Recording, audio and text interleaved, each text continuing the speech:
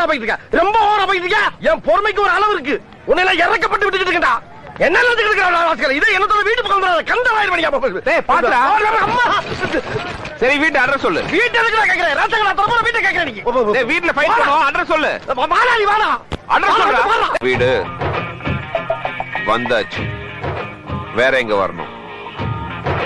வேற எங்கடா வரணும்? வேற வரத்துக்கு இடமே இல்லப்பா. இதாப்பா எட்டு எப்ப ஒரு பேச்சு.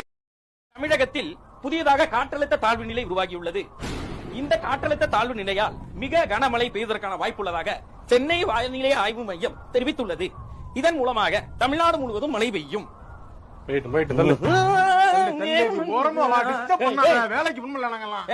யார் தெரியுமாடா நானு?